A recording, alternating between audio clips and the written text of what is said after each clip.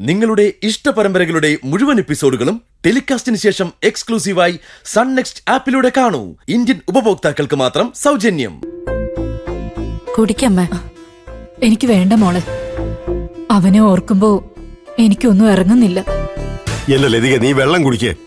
വിനയം കൊച്ചു കുഞ്ഞൊന്നും അല്ലല്ലോ. നീ വെള്ളം പോലും ഇറക്കാതെ കരഞ്ഞിരിക്കാൻ. അതെ അമ്മ, വിനയേട്ടൻ ആഹാരമൊക്കെ കഴിക്കുന്നുണ്ടാവും. ആർച്ചമോളെ ഒരു ഭിക്ഷക്കാരി തട്ടിക്കൊണ്ടുപോയിട്ട് ഞാൻ പിടിച്ചു നിന്നില്ലേ? ഡാ അമ്മ ഇത് കുടിക്കേ. കുടിക്കമ്മ. മതി.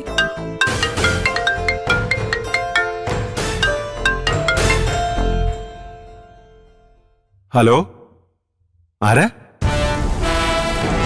ലംബോദരണങ്ങളല്ലേ? അതെ. അങ്കിളിപ്പോ എവിടാ? പുറത്താണോ?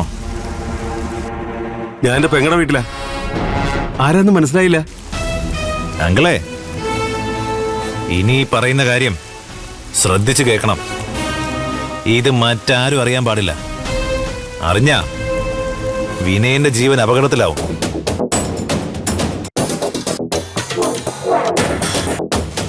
അങ്കിളിന് മനസ്സിലായല്ലോ. അടുത്ത ആരെങ്കിലും ഉണ്ടെങ്കിൽ അവിടെ നിന്ന് മാറി നിന്ന് സംസാരിക്കണം. ശരി. ആരാ ഏട്ടാ? അത് പിന്നെ സിംഗപ്പൂരിൽ നിന്നൊരു കോളാ. ആദ്യം ആളെ മനസ്സിലായില്ല. റേഞ്ചും കുറവാ. ഞാൻ പുറത്തു പോയി സംസാരിച്ചിട്ട് വരാം.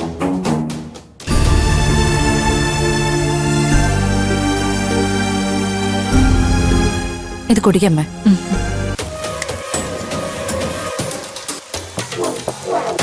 അയാള് പണി തരില്ലോ ആസിഫ്.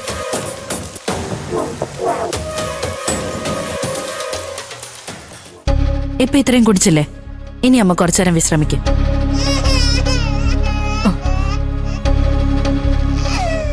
മോളെ, മക്കളാരോ ഉണർന്ന് കരയുന്നു. നീ അങ്ങോട്ട് ചെല്ല്. ശരി അമ്മ.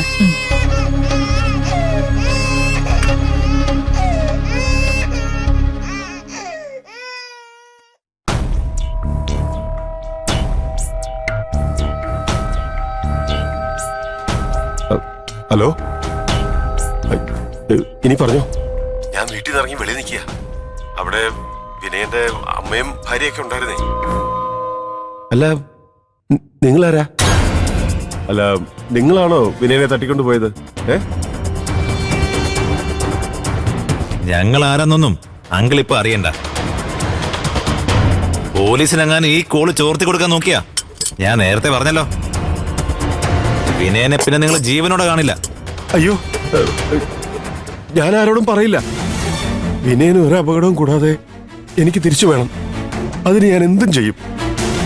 ശരി, എങ്കിൽ നിങ്ങൾക്ക് വിനയനുമായിട്ട് നേരിട്ട് സംസാരിക്കാം. അവൻ പറയുന്ന പോലെ ചെയ്താ വിനയനെ നിങ്ങൾക്ക് തിരിച്ചു കിട്ടും. ചെയ്യാം, എന്ത് വേണേലും ചെയ്യാം. നിങ്ങള് വിനയന് ഫോൺ കൊടുക്ക.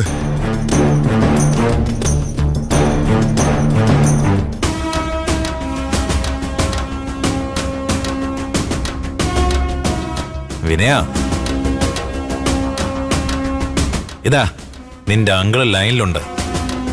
ജീവനി കൊതിയുണ്ടെങ്കിൽ ഞങ്ങൾ പറഞ്ഞതുപോലെ നീ അയാളെ കൊണ്ട് ചെയ്യിപ്പിക്കണം. സംസാരിക്കേ. Hello mama. മോനെ വിനയ, എന്തു പറ്റിയടാ? നിന്റെ ശബ്ദമൊക്കെ വല്ലാതെ ഇടറുന്നുണ്ടല്ലോ. നിന്നെ എന്തെങ്കിലും ചെയ്തോ വിനയ? കുഴപ്പമില്ല മാമ.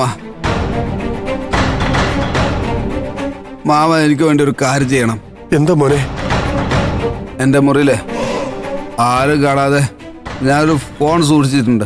ഫോണോ? മുറിയിൽ എവിടെയാ സൂക്ഷിച്ചു വെച്ചിരിക്കുന്നത്? ചീരുന്നറിയോ? ആർക്കും അറിയില്ലെന്ന് പറഞ്ഞില്ലേ മാമ. ചീരു പോലും അറിയാതെ വേണം മാമനതെടുക്കാൻ. ശരി, അവള് കാണാതെ ഞാൻ എങ്ങനെയെങ്കിലും എടുത്തോളാം. മുറിയിൽ എവിടെയാ വെച്ചിരിക്കുന്നെന്ന് പറ. അവിടെ കുട്ടികളുടെ കളിപ്പാട്ടത്തിന്റെ കൂട്ടത്തില് ഒരു ടെഡി ബെയർ കാണാം. ആ, ടെഡി ബെയർ അതിനകത്താണോ? അതിന്റെ പുറയിലൊരു സിപ്പ് ഉണ്ട്. അത് തുറന്ന് അതിനകത്തുള്ള സ്പോഞ്ചും പേപ്പറൊക്കെ എടുത്ത് മാറ്റിയ അത് കാണാം. ഞാനത് എടുത്തിട്ട് എന്ത് ചെയ്യണം മോനെ? അതുമായിട്ട് വീട്ടിൽ നിന്ന് ആദ്യം പുറത്തേക്ക് വാ. എന്നിട്ട് ഈ നമ്പറിലേക്ക് ഒരു മിസ് കോൾ ചെയ്. ശരി, ചെയ്യാം. വേഗം വാ മാമ.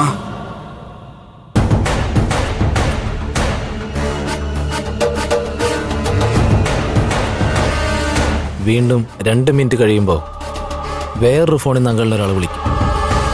അയാൾ പറയുന്നിടത്ത് ആ ഫോൺ എത്തിക്കണം. ശരി, ചെയ്യാം. അതുവരെ നിങ്ങൾ വിനയനെ ഒന്നും ചെയ്യല്ലേ?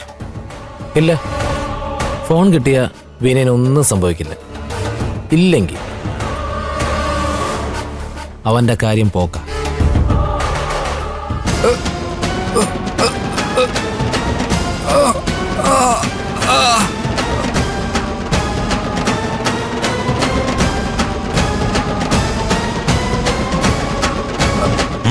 ഗുഡ്.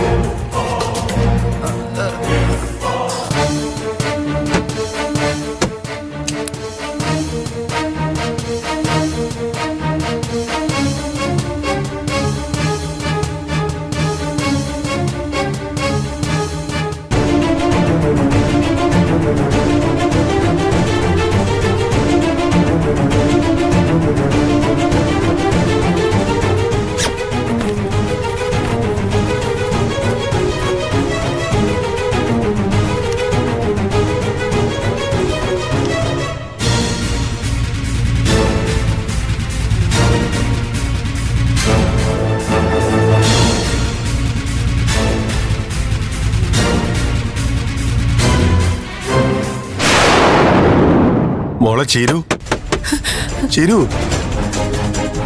ചീരു, മോളെന്ത് ചെയ്യ അവിടെ? എന്താ അങ്കിൾ? അങ്കിളിന് സ്ട്രോങ് ആയിട്ടൊരു ചായ വേണമല്ലോ. ഞാൻ മക്കൾക്ക് പാല് കൊടുക്കാം അങ്കിളെ. വേഗം വരാം. ആ ശരി. അങ്കിളിന് വല്ലാത്തൊരു തലവേദന, അതാ. ദാ വരുന്നു, വേഗം വരുന്നു അങ്കിൾ. ശരി മോളെ.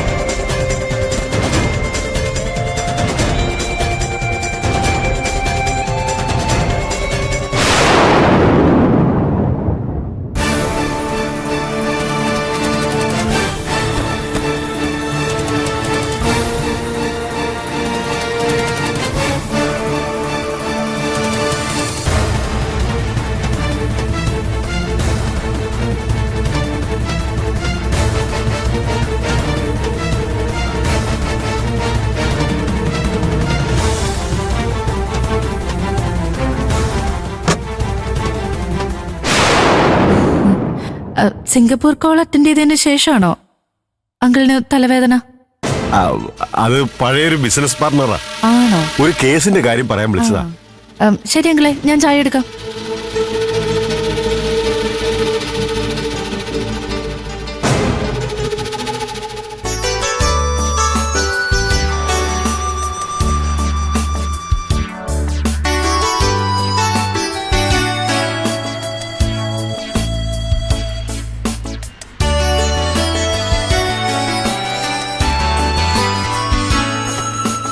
ഹായ് മഞ്ജാലി.